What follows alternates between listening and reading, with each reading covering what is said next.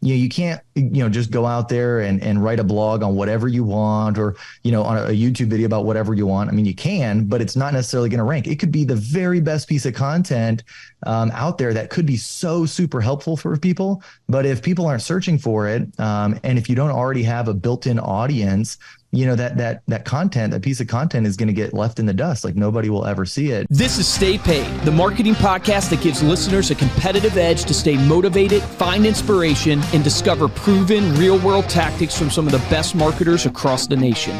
Welcome to another episode of Stay Paid. I'm Joshua Stike along with Luke Acree, and our guest today is Kyle Handy. Kyle is a realtor, team leader, and broker owner at the Dream Team with eXp Realty. Had to pick only a few of Kyle's accomplishments here because it's a pretty long list, but he's been recognized as a top 25 realtor by San Antonio Business Journal, has the #1 agent-owned real estate blog at kylehandy.com, and most impressively leads a team of over 500 agents in 34 states plus international. Kyle, welcome to Stay Paid. Thanks for being here. Awesome. Thanks, Josh. Thanks, Luke, for having me. I'm excited to be here. Man, I am super excited to interview you. I was telling you before we came on, guys, this guy is a beast at content. And if you're a real estate agent and not following him on YouTube, you got to go follow him because he puts out incredible content on helping you grow your business. So I just encourage you, stop what you're doing, actually go subscribe to his YouTube channel. I got to ask you though, Kyle, did you ever think about doing a play on your name, like the Handy Real Estate Agent or Handy Realtor? Like, did you ever think about branding wise to do a play on your name? Because it's such a perfect name to do that. Oh yeah, all the time, I mean, especially in real estate, being like, handy and all this type of stuff. I get it all the time. But at my team, so just so you know, before I joined the brokerage I'm with today, I had my own brokerage called Handy Realty. And I also have kind of like, an investment real estate business, which is Handy Services Group. And then my real estate team prior to the Dream Team was called the Handy Team. So I mean, I've definitely used it in the name. Okay, I knew you were a marketer, marketing, so I figured you had to play that. And I didn't realize you had your own brokerage. Why did you end up switching to EXP? Not to get like an EXP sales pitch, but I'm just curious of like, hey, you had your own brokerage. Why go into EXP? Like, why make that switch? Yeah, well, so I mean, I've been in real estate since '08 here in Texas, and done about everything you could imagine in residential real estate. And for about 5 years, I was just salesperson. Then in 2013 is when I opened up my brokerage, and basically at that time, I did it because I wanted to try and gain freedom. I was tired of the ups and the downs, and just and so I thought, well, having a brokerage was the right track to go. At that time, that was the only track I thought you could do to get that leverage and get that freedom. And man, 4 years into it, I had my brokerage from 2013 to 2017. I was going like the opposite direction. It was like I was working more hours. I was getting more financially like burdened. Yep. Just way more stress overall. And basically, I saw EXP at that time, 2017, as an opportunity to basically build a business within a business. Kind of an already structured framework, and but also as an opportunity to, do this bigger than just in San Antonio, Texas, like in my local market. I didn't have to go get licensed in 50 different states and all this type of thing. I could just be an agent in San Antonio, but yet grow my team and group, wherever I wanted. That is one of the, I realized because my brother is building out a team. I think he has like 14 agents on his team now. And he's debated, do I do my own brokerage? Do I go with an EXP? Do I stay where I'm at with a Keller Williams? Right? The same debate everybody's going through. But it's, one of the pain points that I see is that all the biggest sales organizations in the world, it's almost like MLM, right? Multi-level marketing. And you've got to get yourself in a system that you can recruit a downline. And I see EXP really took it to a next level because Keller Williams had their downline, thing, but they took it to another level of being able to open up in every state. Yes. So easy. And that really was a game changer. The reason why I mention that is I want you to talk about, because I see you as a master recruiter of downline, right? Yeah. And you use content to attract people in. You're really good at that. Can you talk about how you think about recruiting, how you think about scaling that and getting people to take a look at Kyle and his team and whether they want to join your organization? Kind of how do you think of that process? Yeah. Well, man, it's such a funny story, like how it all even kind of like came to fruition, like to where I am today, because, I joined EXP in 2017. And then for, about 2 years, I kind of did the thing like most agents, just talked to the agents that I knew locally, went to coffee, it was agents that I was doing deals with. But then I was like, man, this is a big opportunity. Like I got to figure out a way to get in front of more people outside of just my local market, and like just going to conventions and stuff. Yeah, I'd meet a few people here and there, but it wasn't like scalable. And I thought, at first what it was I was like, well, let me start running ads for this, like why not? I'm already running ads for my real estate sales business. I know how to run Google PPC. I know how to run Facebook ads. I'll run ads for agent attraction. And this was, EXP, there was probably less than 10,000 agents. So there's a lot of agents that had never heard of EXP. So just putting ads out there, getting it in front of people, got people curious, built a landing page, all that kind of stuff, a little funnel, and it was working. It was getting people coming through, and and I would talk to a couple of people, and it worked for about 4 to 6 months. And then I got an email from the CEO of EXP, Glenn Sanford, and he's like, "Hey, Kyle, we're coming out with this thing called the Agent Attraction Pledge. No longer can you run ads purely for agent attraction purposes." Wow. And, which, I mean, now looking back, I'm like, that makes sense. I mean, if you've got, now we've got 80,000 agents, like, all out there running ads, like it's just going to be spammy, and, and it would take too much like work to do it. So they just had to squash the whole thing. And so I was like, well, dang, I was just starting to get some traction on that. Like how else could I do this? And I was like, well, if I rank, like, because basically I was running Google PPC, so I would rank in the top, 3 when somebody would type EXP or some kind of search related to EXP. I was like, well, if I just started creating content and I ranked organically, if it just came up, like EXP can't stop me from doing that. You know what I mean? Like it just comes up, like, there's not like anything I can do about it. And so that was literally like my journey of like thinking of how I was going to get started with content. And so, I started with my blog first, kylehandy.com. And now to this day, I've got probably almost 400 articles on there. Wow. Not all about EXP, but, like probably 40, 50 of them are about EXP. And then the rest are just like geared towards like helping real estate agents, with different things, with email marketing, creating funnels, squeeze pages, landing pages, all sorts of stuff. And so I did that.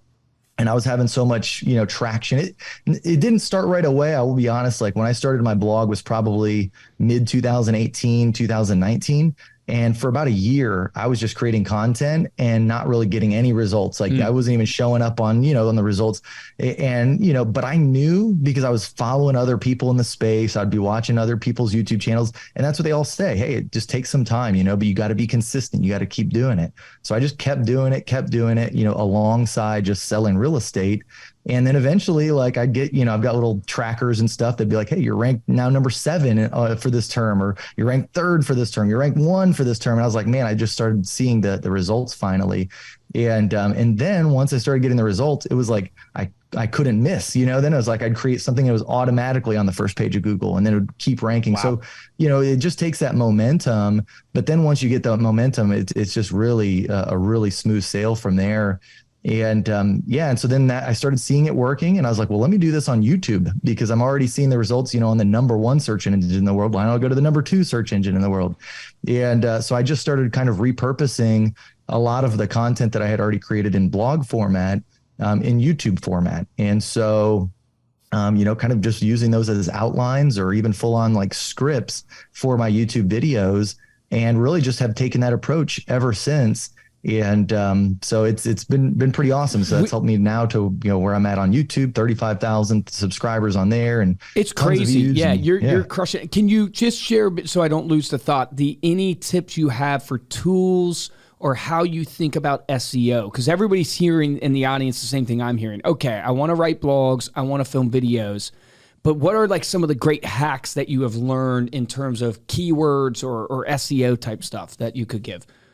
Yeah, well, I mean, that was like a big learning curve just in and of itself. Was like not even so much that it's difficult, but like it took me a second just to realize like there is strategy to it. There's a lot of strategy actually to it. And you can't just go out there and write a blog on whatever you want, or on a YouTube video about whatever you want. I mean, you can, but it's not necessarily going to rank. It could be the very best piece of content out there that could be so super helpful for people. But if people aren't searching for it, and if you don't already have a built-in audience, that content, that piece of content is going to get left in the dust. Like nobody will ever see it. And it's unfortunate.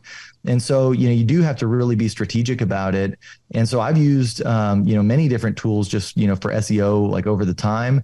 I've used like, Keywords Everywhere. I've used Ahrefs. I still use Ahrefs today. I've used Uber Suggest, like Neil Patel's tool. So there's a lot of like little keyword tools. And basically, I think, just understanding that those tools exist, that kind of took me a second to understand, because at first I was like, I just want to create a blog about this. And I would just start typing and going and publishing. And, and it probably took me a few months to be like, all right, no, let me actually go and see if that term is even something people search for. And I would find a lot of the stuff wasn't,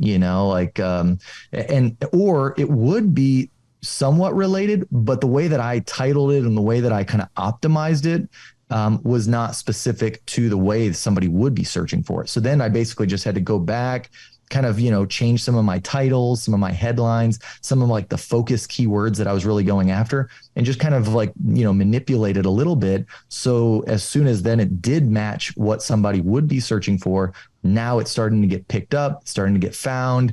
And then, the rest is history. But yeah, I mean, so really, I think the first thing people have to do, if I were like just getting started again, is, figure out, first off, who's your target audience, who are you going after, and then put yourself in their shoes and figure out like, what are these people searching for? Like, and how exactly are they searching for it? Like you almost have to be that exact.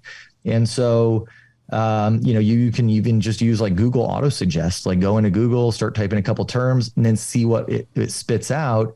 And I'll get a list of those, and then I'll throw those into a keyword research tool like Ahrefs, or, there's a lot of them that are cheap or free, and just to see how, like, what's the volume of them and what's the difficulty of ranking for them.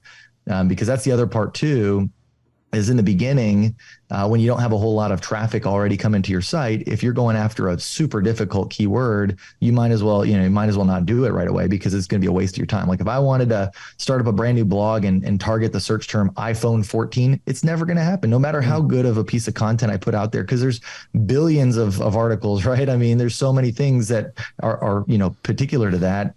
So you have to kind of start out more of like a long tail approach, where it's like, for instance, if it's, real estate, it's like, somebody like, buying a home in San Antonio under 300,000, right? Like, and you have to see, like, does that have search volume? And if it does, then great. And if it didn't, then very likely the difficulty for something that specific is pretty low. So if you create something like that, you'll probably get an easy win on it.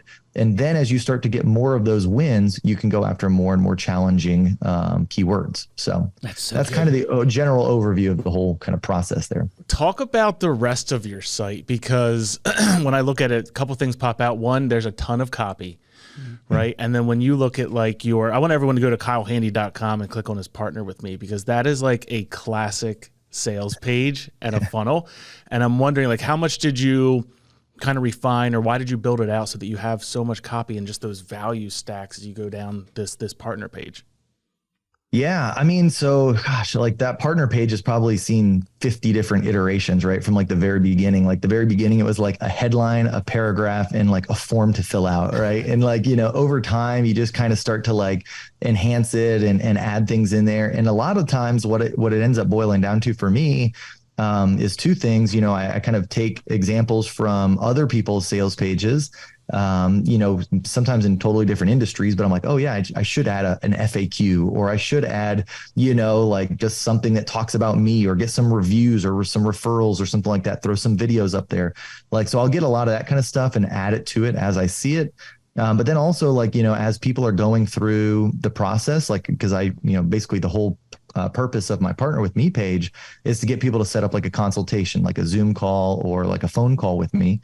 And a lot of times when they're on that phone call or that Zoom call, I hear a lot of the same questions, or they'll share the same concerns. And I use those concerns to almost speak to that concern in my copy. So that way it's like, hey, he's speaking to me, and then that just further increases the conversion of that sales page. Yeah, it's so good, man. That's so good. There's two key golden nuggets in there that I want people to make sure they take away. One is you've iterated 50 times. Great marketing, great products, they iterate. They don't stay the same. You constantly change them and tweak them. And then number two, he ripped off and duplicated what he saw was working.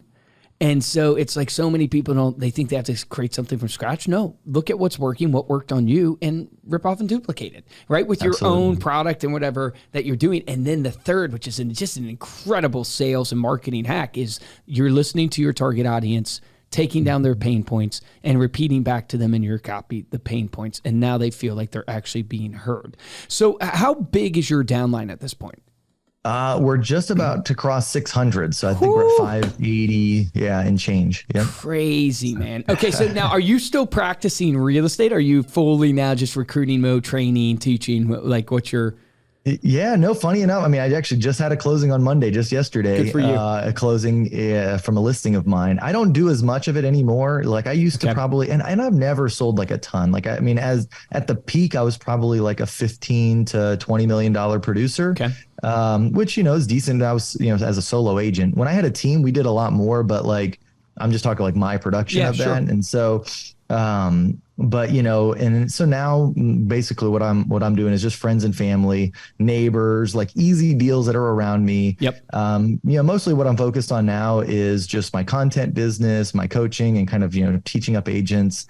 And then we love to travel too. So I mean, we travel. So that's where, because we travel so much now, the content side of it plays so much better to it than like actually focusing on like a local sales business. Cause as we all know, that's a tough, grind. You got to be around when clients need you and all this type of thing. And so, yeah. No, 100%. I was looking at your YouTube, right? And there's so many different topics that you talk about, all forms of marketing. You're obviously doing a lot of sphere and referral, and that makes a lot of sense as you grow in business. It tends to be the referral business that's the highest leverage for you. It's the easiest deals to get done. When you look at the marketing that's working in 2023 right now, and as you're kind of putting on your forecasting hat for next year, where do you see agents needing to double down in from a lead gen standpoint? Like, where would your focus be? Would you go ZillowRealtor.com for leads? Would you go running Facebook ads? Would you go double down on farming, content on social video? Like, where is like the map for you of trying to go, hey, this is where I'm probably going to point a new agent to try to double down from their marketing campaign? Yeah, I mean, 100% for me, it would always start from the content side of things. Like at this point, knowing what I know now from content, like that fuels every side of your business. Like, I mean, I think realtors, they struggle a lot because a lot of times they don't either know what to do next or like they don't know what to say to people. Whereas if you start with content, you always have something to share with people. And so like, for instance, like you create a unique piece of content, you can share that with your social media audience. Like that's easy. B, you can start getting on the phones with people and be like, hey, Bob, I just, created this piece of content. I'd love to share it with you, send it over to you, have a conversation. But sometimes people just don't know what to say. And when you have content, you always have value you can give somebody. And it's almost like giving gifts that don't cost you any money, that you can give to people consistently. You can create as much content as you want. And then the beautiful thing about the content side of it too, is as you start to, continuously publish, whether it's on your blog or YouTube or just, social in general, you create a library, and that's all proof of your, expertise, and you don't have to quite sell yourself as much to clients. I was talking to an agent today, and she's, heavy on Zillow, and she was just telling me, she was like, oh my gosh, Kyle, like, I'm just so tired of it. It's like, she goes out and works with these clients who, they're not necessarily, committed to her. Yeah, there's no loyalty there. And they what's that? I said, yeah, there's no loyalty there. No loyalty. And so like, they'll literally have her show houses and then like just ghost her. And then it's like, we actually have a different realtor. They just weren't in town this weekend. And it's like, all of that stuff where it's like wasting your time. And I'm like, that's not like, even if you do get it, because she's like, well, my goal is I just want to at least, get one or two deals, because then I'll be positive on the whole thing. And I kind of explained to her, I was like, well, here's the thing though, you have to realize is you might be positive on like, the pure, like just, how much you paid versus what you might get from one closing or two closings, but you could be completely negative on the sense of how much time it took you to get that deal compared to putting out, how much content could you have put out if you weren't wasting all of this time? And all of that content would continuously keep working for you. It'll continuously build your brand. And so, yeah, you might think that you're doing the right thing by being positive on your ROI, just, from a financial standpoint. But in general, but in actuality, with your time invested in that lead service, you could have done so much more. And so I believe that it has to start from there. Now, once you have content and you really have like an established presence, and you have income coming in, like disposable income, and you're like, hey, I just want to continue to, build my market share, build my market presence, and you want to run ads, everything you do after that point will be more effective because now you've established, trust from the audience, because I guarantee you, they're going to look you up. And when somebody, searches Kyle Handy, real estate, and they come in, they're like, oh my gosh, he's got, YouTube videos, he's got this, he's got that. That's the agent I'm working with, versus just some random person who knows you, there's nothing different about you. They just have a profile on Zillow or whatever that has a bio, like just, thousands of other realtors. That's not going to do you any good. And so why would you start by paying all this money or doing all this other stuff when really you're just going to be, fighting this battle uphill? Whereas you could just really get ahead of it all, start with the content side of it. And then as you're publishing the content, you're going to be getting deals because, every time you publish something, you send it out there to the world, people see you as a credible source. And then the more that you're continuing to do it, that you're consistent with it, people will then really take notice, and they actually value that consistency. So like your friends, your family, your sphere of influence, they're like, oh my gosh, like I thought he was just going to do this for, a couple, like a month and then, fizzle out. But when they see you, day after day, week after week, publishing value out there, they can't help but want to share you to their friends, their family, or use you yourself. How would you rank, if you could, like the platforms that you should focus on first? Like if I'm a new agent and I need to start building up my content library, is it blogs? Is it Instagram? Is it YouTube? Is it your email list? Like how do you rank that in a way? Yeah, well, so email list is that's the number one like thing that you should have going across all platforms. Like that's how you should be capturing people, is definitely having an email list. I mean, that's like the most simple thing to do. You sign up for Aweber, MailChimp, any of those types of email subscriber systems. And literally, just make that be your main call to action on the front end of everything. So like whether you have a blog post, whether you have a YouTube video, always put in there, like, by the way, sign up for my emails newsletter, get a free, buyer guide or seller guide or whatever for your area. And just really start building that email list. Like I cannot stress the importance of having an email list. And so that's going to be no matter what particular social media or whatever you choose to use, is to have that be going in the background. Like I used to be a big believer in like CRM and all this, and I still think like having a CRM is good, but for most agents, it's usually like they're not going to keep up with it. Like It's very difficult to like truly call, and it almost gets overwhelming.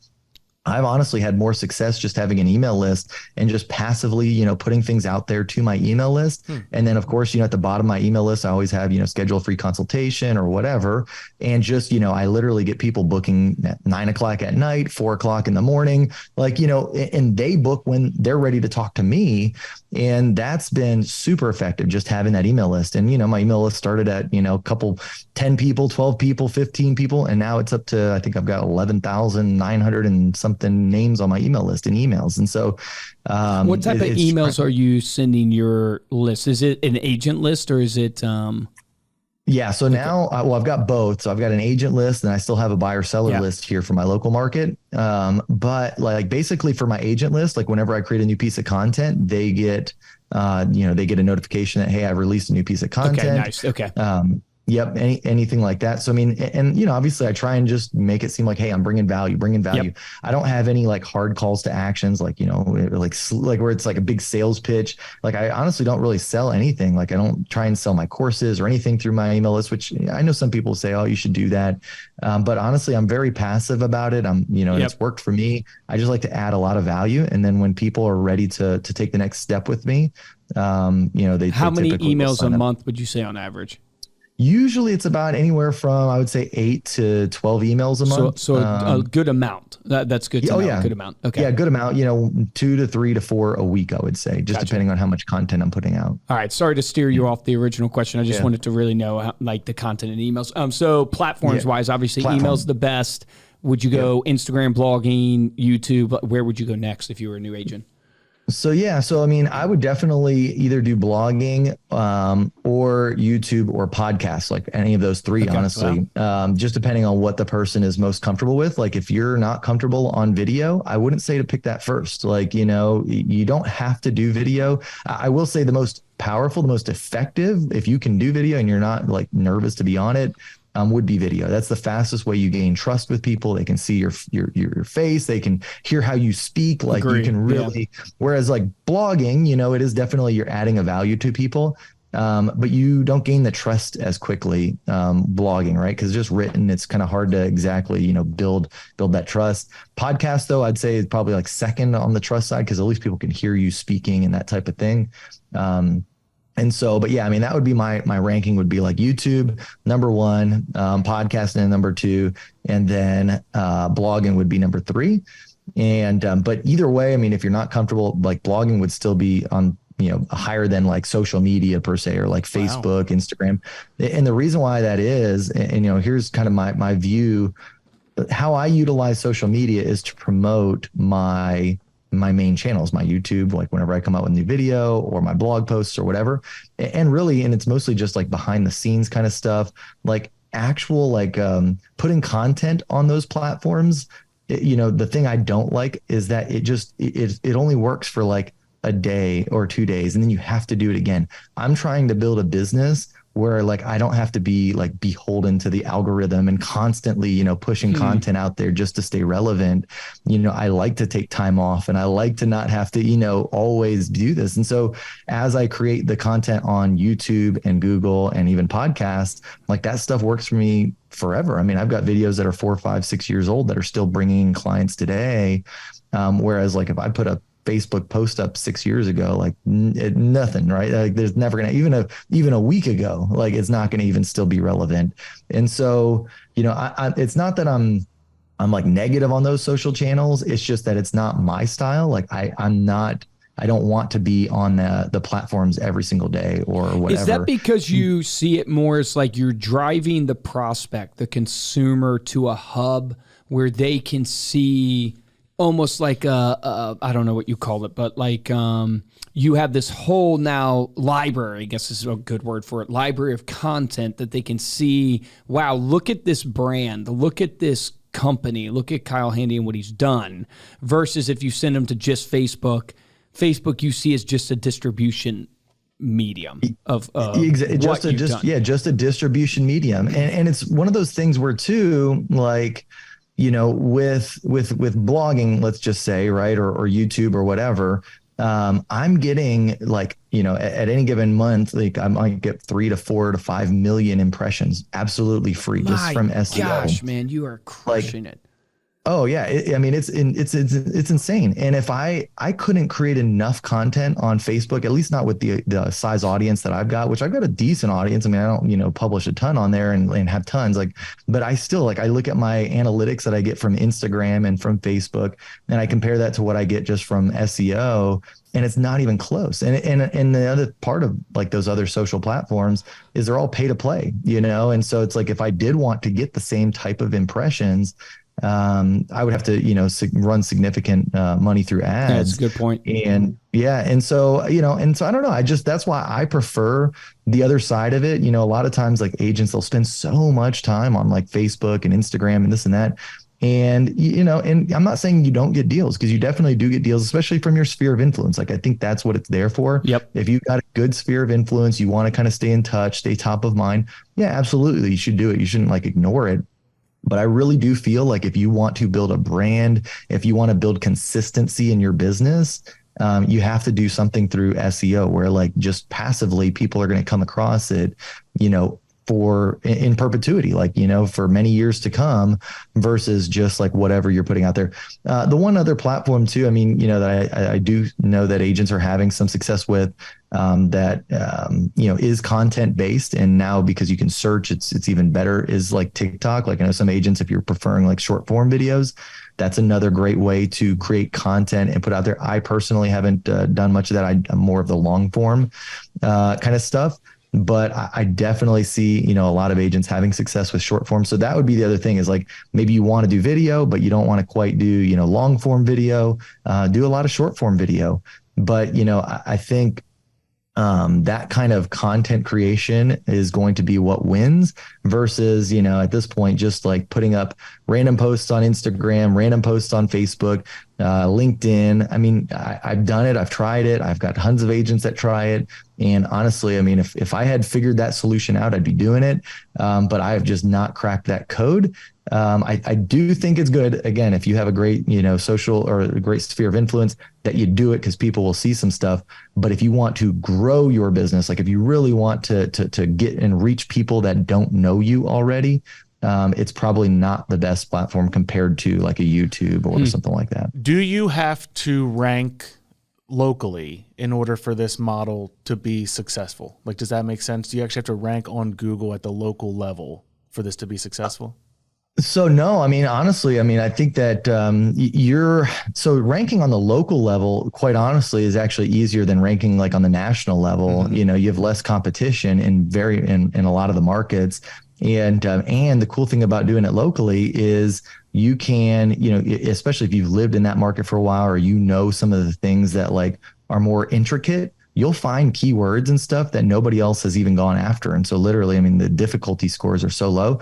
And so, yeah, I mean, if you want the content strategy to work for you at the local level, then yeah, you do need to rank for it. Otherwise, nobody's going to come across your stuff. But the nice thing about it is much easier at the local level to rank. And then, and I still get agents that are like, well, yeah, but Kyle, I go on YouTube and I search, San Antonio homes, and there's 17 agents already that are making these videos. Like, yeah, but that's 17, that's nothing compared to, like, think of it like, I mean, we're talking millions and millions of views go around just for local for real estate stuff every single year on a real estate basis. So I mean, yeah, there is going to be competition. I mean, we're not saying this is like competition free, but compared to like any other thing, I mean, try competing in real estate marketing products. Try email. It's a little bit harder. Exactly. Yeah. There's more than 17 out there. Yeah, there's definitely more than 17 people. Exactly. That's what I think. I mean, agents want to be like the only one. I'm like, well, no, I mean, yeah, that'd be awesome if you were. And maybe in some markets or maybe still, smaller markets or whatever, where there's like nobody blogging or there's nobody doing YouTube or whatever. But like, even if there are, like like percentage wise, the amount is so low that like it is still untapped. And then the thing is like, yeah, you might even see if you search for, homes for sale in your market, there's like a lot of videos. But what separates somebody who ends up being successful doing like a content strategy on any of those like YouTube or blogging is somebody who's going to consistently show up, because like a lot of those results, if you go look, that result might have been from a video that person made 4 years ago and they haven't made a video in the last 2 years. Right. Yeah. And so, and that video probably still gets that person some business or gets them some views. But what's going to get you a lot of business is showing up and doing 100 videos, 200 videos, 300 videos, and making that part of your daily routine. You won't get beat. Like, I promise you, there is not, at that point, you go from having, let's say there was even 50 realtors in your market to doing it to, there's probably less than a handful that are doing it at that consistency or that clip that you could do it at. Yeah. And so that's what I think is really powerful. But, I mean, I get it. Agents want like, a lot of times we want like instant gratification. We want that. That's why we're in this job, right? We're commissioned. Like, we like it in like that, hey, that 10 grand infusion of our bank account, when you close a deal, and it's nice. I mean, trust me, it's great. And, and definitely like the content strategy is more long-term. But if you can, see that far into the future, there's not a better strategy out there, in my opinion, as far as like being able to balance your lifestyle and actually like establish credibility and have a business that you're going to enjoy. Like, I mean, literally you can step out and like your stuff works for you. Even if you don't want to work, you could send those leads to other places, still get paid.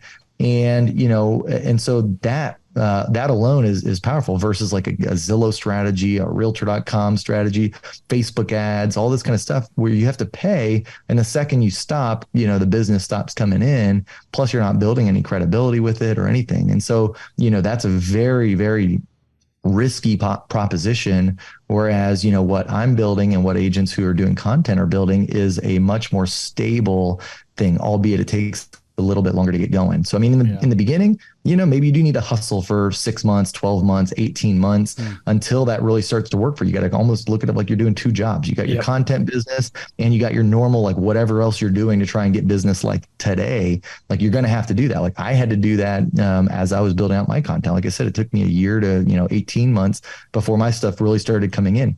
But did that mean that I wasn't doing anything else and I was just sitting waiting around? No, I mean, I was still doing what I could locally and, everything that I knew how to do until that stuff picked up. But now that stuff's going, I don't have to do any of the other stuff. I can just basically sit back and rely on what I've built and then just continue to slowly put stuff out there at a clip that works for me.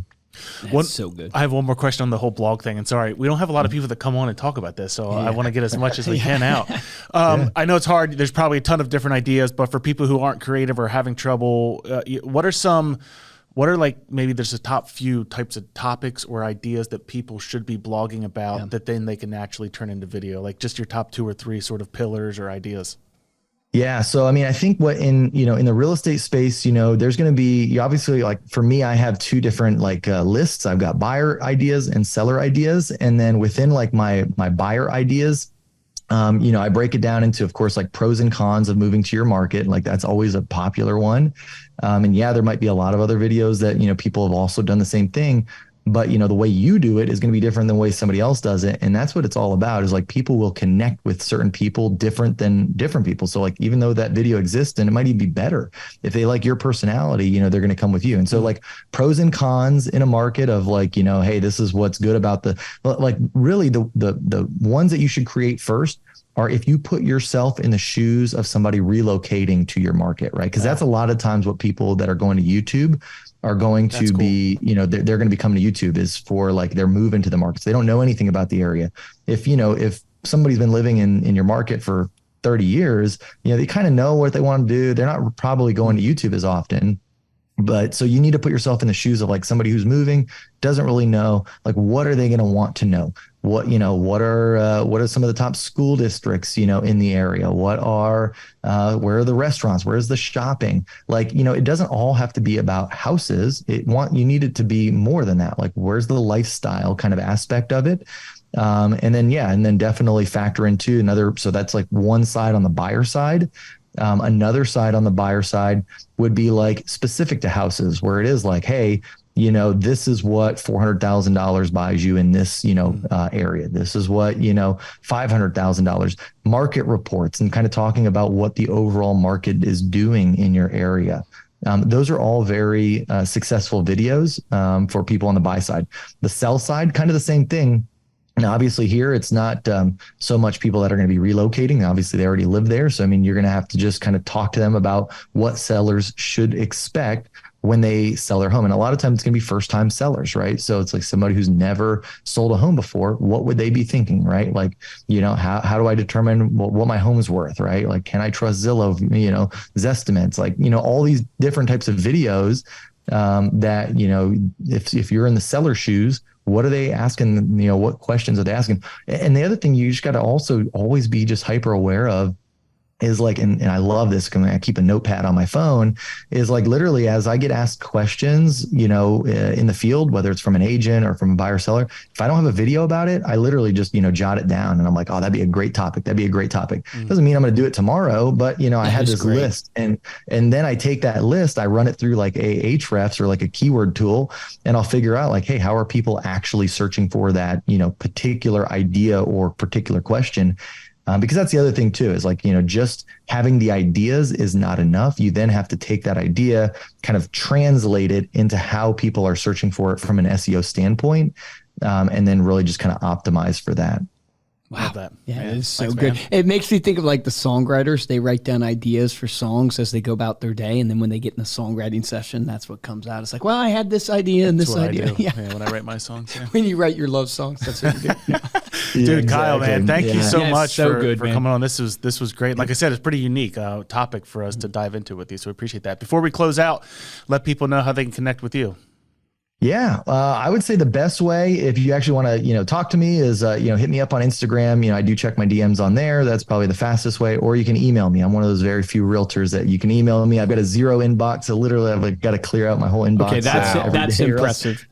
or else I That's go the most crazy. impressive thing I've you heard know, today. Yeah. yeah. Yeah, I don't have 4,600 emails that would make me go nuts. But yeah. So email me, Kyle@thehandyteam.com, Instagram DM, or like I say, if you just want to kind of know more about me or get some of my content, YouTube is, probably the best. Just search Kyle Handy, and KyleHandy.com. I do have an academy where if you do want to learn more about like how to start creating content on YouTube specifically, I've got a course in there about that. I also have a course just for like general real estate agents kind of getting started in their first like year. It's kind of, takes people through the whole process, 10 videos long. And that's on there too. It's called Flight 101. So if you go to academy.kylehandy.com, that'll take you to my academy. Awesome. That's fantastic. Kyle, thanks again for coming on the show. Thank you all so much for listening. You can get the links that Kyle mentioned all in one place over at staypaidpodcast.com with the show notes, as well as the video of this episode. If you enjoyed this episode and want to show your support, head on over to Apple Podcasts, drop us a 5-star review along with a comment. We'll read it here on the show. And the best way to support the show is simply share this episode with a friend. Share it on your social media. If you want to get hold of me or Luke, you can email us at podcast@remindermedia.com. And of course, you can find us on social media as well. We are at Stay Paid Podcast. For this episode of Stay Paid, I'm Joshua Stike. Guys, I'm Luke Aker. Kyle, man, that did not disappoint. I mean, I feel like we just scratched the surface of your knowledge. That was so good. Normally our episodes, we're keeping like, 30 minutes, and I just wanted to keep going. I was like, hey, man, this is so good. You really are incredible. Guys, I encourage you, check out his content, check out his academy. It is worth your time. I watch his content. It is really, really good. Here's my action item for you guys off of the show is don't just create any type of content, right? Because you got to create content that people are actually searching for. Use some of these keyword search functionality, I guess, offerings out there, like this Ahref that he's talking about, or even it's just simply going to Google and start typing in Google, and it will fill for you what people are searching. Utilize that to determine what type of content you're going to create. So if you're creating content right now, don't just create any type of content. Create content that people are actually searching for. Remember, the difference between top producers and mediocre producers in every single business is top producers take action. Take action on that today.